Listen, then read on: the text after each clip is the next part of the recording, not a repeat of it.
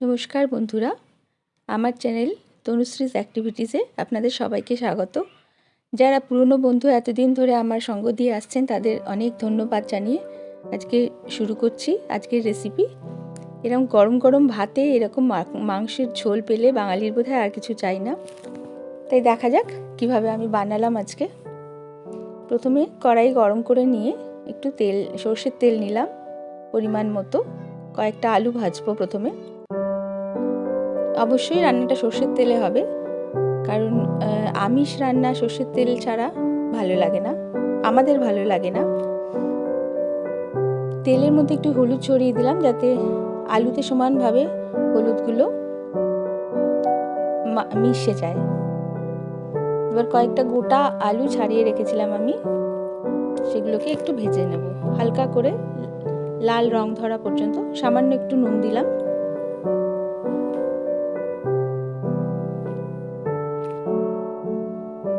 এই শীতের সময় মাংসের ঝোল আর ভাত আমাদের দারুণ প্রিয়। ঠান্ডাটাও ভালোই পড়েছে, কখনো পড়ছে কখনো গরম লাগছে, এরকম ওয়েদার। সবার বাড়িতে শরীর খারাপও খুব হচ্ছে, তাই খাওয়া দাওয়াও একটু ভেবেচিন্তে করতে হচ্ছে। তো যাই হোক, আলুগুলোকে খানিকক্ষণ নাড়াচাড়া করে আমি দু পিঠ একটু লাল হলে আমি তুলে নেব। আলু ছাড়া মাংসের ঝোল, মানে খাসির মাংসের ঝোল আমরা ভাবতে পারি না, বাঙালিদের পছন্দ নয়। এই আলুটাই সবাই কাড়াকাড়ি করি আমরা বাড়িতে।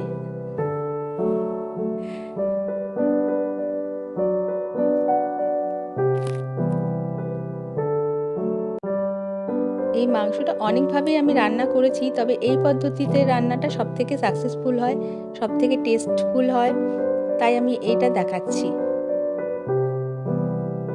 প্রথমে কয়েকটা ফোড়ন দিয়ে নেব, কয়েকটা গোটা শুকনো লঙ্কা। সবসময় ঝালটা আপনারা আপনাদের স্বাদ মতন দেবেন, কারণ ঝাল সবাই একরকম খায় না। দুটো ছোট এলাচ ফাটিয়ে দিলে ভালো হয়, দারচিনি আর 4-5টা লবঙ্গ।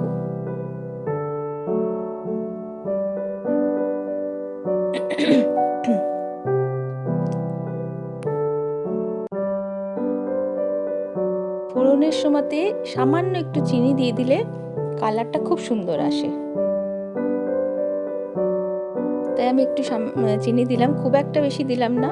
আর সামান্য একটু শুকনো লঙ্কার গুঁড়ো, আমি শুকনো লঙ্কার গুঁড়ো দিলাম। ঝাল লঙ্কাটি আমার কাছে কাশ্মীরি ছিল না বলে, কাশ্মীরি থাকলে আপনারা কাশ্মীরি দেবেন। আর যে চর্বিগুলো আলাদা করে সরিয়ে রেখেছিলাম তার মধ্যে একটা টুকরো আমি তেলে দিয়ে দিলাম। এগুলো সবই হচ্ছে মাংসের যাতে কালারটা ভালো হয় আর উপরে তেলটা ভেসে ওঠে, সেই জন্য এগুলো ফোড়নের সময় দিয়ে দিতে হবে। এবার দিলাম 4টে বড় পেঁয়াজ কুচি আমি কেটে রেখেছিলাম। মাংসে একটু পেঁয়াজ তো লাগবে। আমি হাফ কিলো মাংস রান্না করছি, এর জন্য আমি 4টে বড় পেঁয়াজ কেটে রেখেছিলাম। এটা একটু লাল লাল করে ভাজতে হবে পেঁয়াজটা।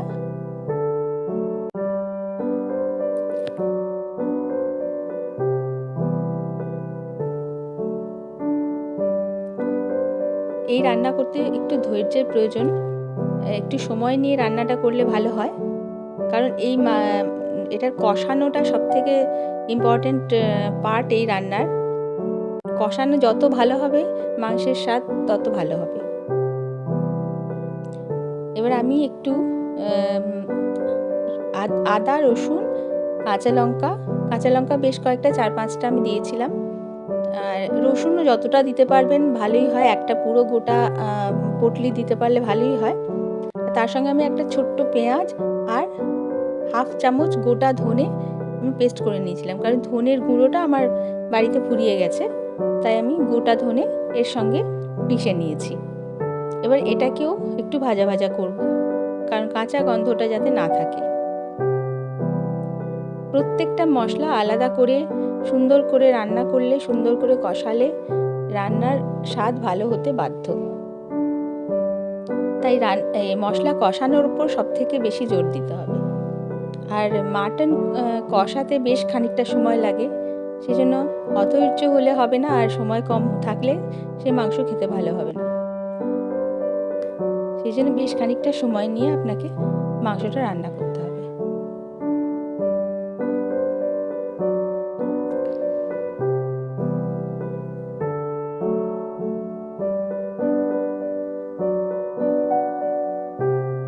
এবার আমি নুন, হলুদ আর যা যা মশলা লাগে মাংসে আর কি, একটু শুকনো লঙ্কার গুঁড়ো, একটু জিরের গুঁড়ো, এসব মিশিয়ে একটু দই দিয়েছিলাম, 2 বড় চামচের দই দিয়ে আমি এটা মেখে রেখেছিলাম। এটা ম্যারিনেট করা বলে না, আমি শুধু মাখিয়ে রেখে দিয়েছিলাম। আর এতে নুনটাও মিশিয়ে দিয়েছিলাম। সেই মাংসটা এবার দিয়ে দিলাম। এবার আসল কাজ, নাড়িয়ে যাও সমানে যতক্ষণ না কষে তেল বেরোবে। এই কাজটা খুব ধৈর্যের কাজ আর মাংস রান্নার গুরুত্বপূর্ণ কাজ।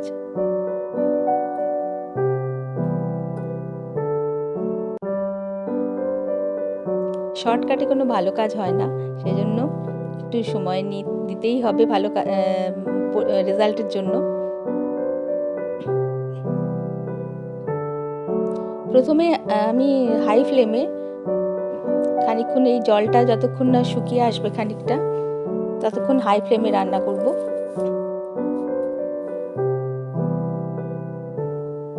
এইটা হচ্ছে আমার সিক্রেট মশলা মাটন রান্নার। এটা হচ্ছে ছত্তিশগড়ে থাকতে আমি ওখানে পেতাম মশলাটা, এখানে আমি জানি না কেউ পাবেন কি না, কারণ আমি খোঁজ করেছি, আমি পাইনি। এর নাম হচ্ছে শোরবা বাহার মশলাটার নাম। এটা যদি জোগাড় করতে পারেন তাহলে মাটন রান্নার আর কোনো চিন্তা নেই। এই মশলাটা আমি দিলাম 1.5 চামচ মতন।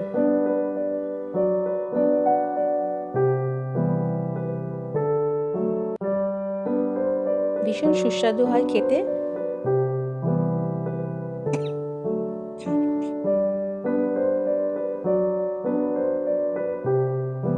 এবার আমি ঢাকনা দিয়ে দিলাম আর আঁচটা কমিয়ে দেব।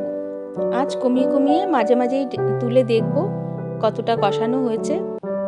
কষানোর উপরে মাংসর রংটাও নির্ভর করে। আর মশলাটা যতক্ষণ না সুন্দর করে কষবে, তেল বেরিয়ে আসবে, ততক্ষণ এটাকে কষিয়ে যেতে হবে। তারপর তো সিটি মারলেই মাংস সেদ্ধ হয়ে যাবে, কিন্তু এই কাজটা হচ্ছে একটু সময় সাপেক্ষ।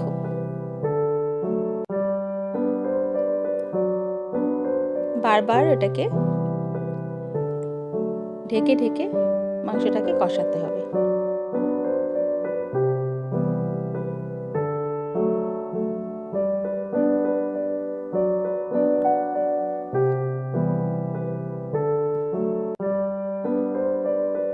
এবার আমি এতে একটু গোলমরিচের গুঁড়ো দিয়ে দিচ্ছি, এতে এটার রংটাও একটু কালচে আসবে। আর আমরা যেহেতু ঝালটা খাই, লাল লঙ্কার গুঁড়োটা, মানে শুকনো লঙ্কার গুঁড়োটা একটু কম ব্যবহার করি, গোলমরিচের গুঁড়োটাই বেশি ব্যবহার করি। এটাতে ক্ষতি হয় না শরীরের। যারা ঝাল খান না তারা দেবেন না, এটা যে যেরকম ঝাল খান সেই হিসেবে। তবে আমিষ রান্নাতে, এই ধরনের রিচ রান্নাতে একটু ঝাল না দিলে টেস্টও ভালো লাগে না। তবে না খেতে পারলে তো সেটা দেওয়া যাবে না, বাচ্চারা, বাড়িতে যদি বাচ্চা থাকে তারাও খেতে পারবে না। এবার দেখুন আস্তে আস্তে তেল ছেড়ে আসছে,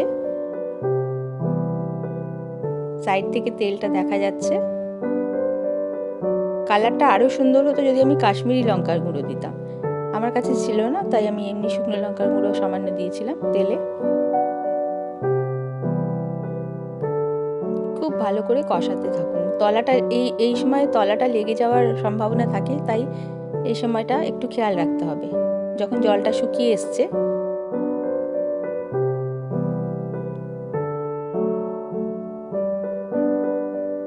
এই সময় অনবরত নেড়ে যেতে হবে।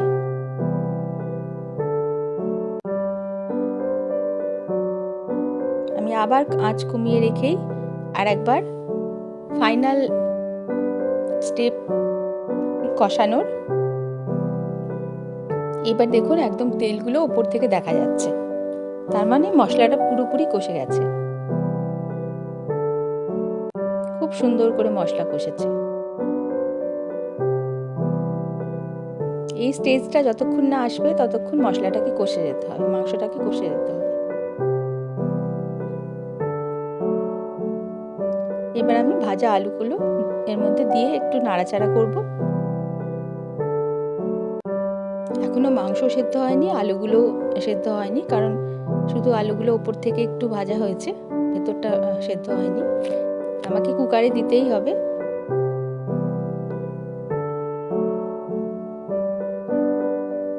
সুন্দর করে কষা হয়ে গেছে মাংসটা।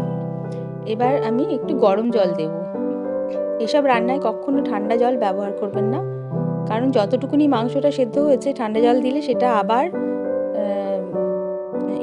কি বলে ছিটকে যাবে আর কি, ওটা ওই রান্নাটা একদম খারাপ হয়ে যাবে। সেই জন্য ঠান্ডা জল নয়, সবসময় গরম জল দেওয়ার চেষ্টা করবেন। গরম জলটা রেডি রাখবেন সবসময় পাশে। পরিমাণ মতো জল দিতে হবে, কারণ সেদ্ধ সিটি মারতে হবে কয়েকটা। এবার এটা ফুটে উঠেছে।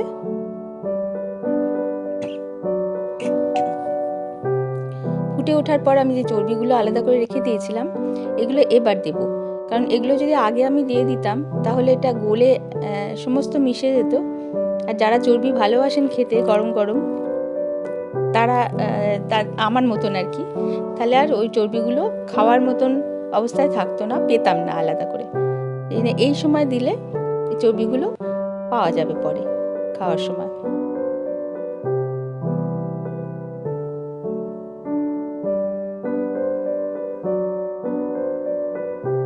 এবার আমি ওটাকে কুকারে শিফট করব।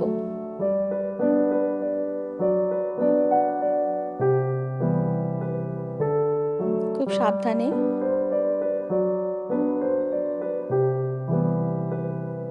না হলে সমস্ত পরিশ্রম বেকার হয়ে যাবে, জলে চলে যাবে।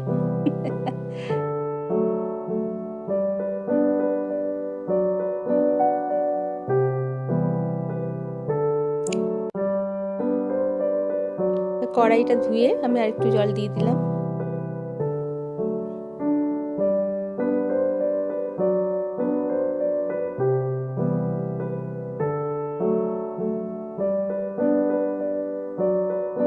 এবার কুকারের ঢাকনা বন্ধ করে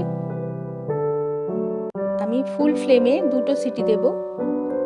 তারপরে আঁচটা কমিয়ে আমি মিনিট 10 মতো রান্না করব।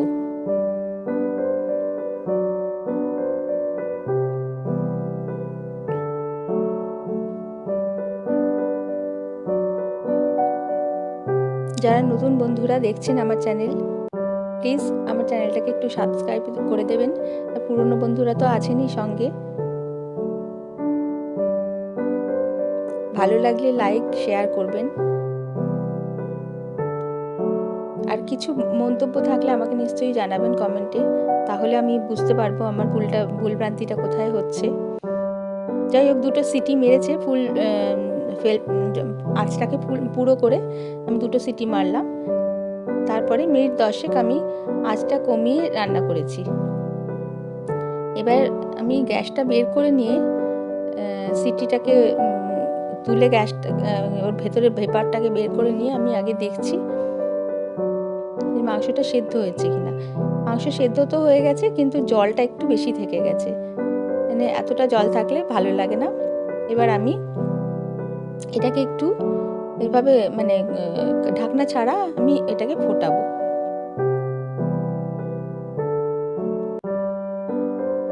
আবার গ্যাসটা জ্বালিয়ে দিলাম। এবার একটু ফুটিয়ে ফুটিয়ে আমি জলটাকে মরিয়ে নেব। আমার যতটুকুনি দরকার আমি ততটুকু রাখবো। আপনারা যেরকম ঝোল পছন্দ করেন সেভাবে রাখবেন।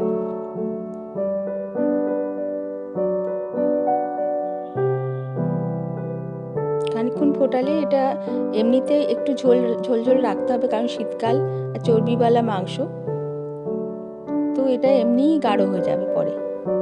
তারপর আলু আছে, আলু খানিকটা ঝোল টেনে নেবে। এই দেখুন চর্বিগুলো কি সুন্দর নরম তুলতুলে হয়ে গেছে। যারা চর্বি খেতে ভালোবাসেন তারা বুঝতে পারছেন এর মজাটা।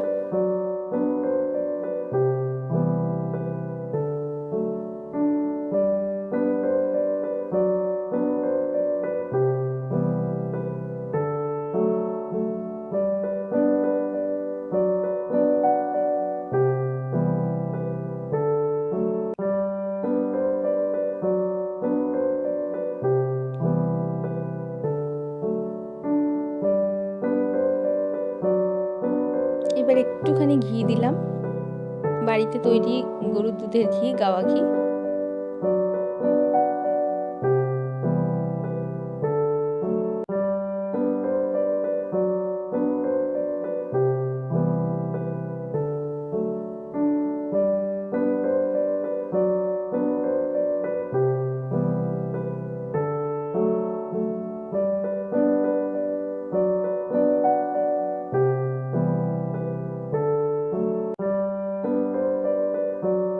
লাস্ট ফিনিশিং বেশ খানিকটা গরম মশলা, মানে হাফ চামচ মতন গরম মশলার গুঁড়ো, বড় চামচের হাফ চামচ। গরম মশলার গুঁড়ো ছাড়া এর টেস্ট ভালো আসবেই না, ওটা দিতেই হবে।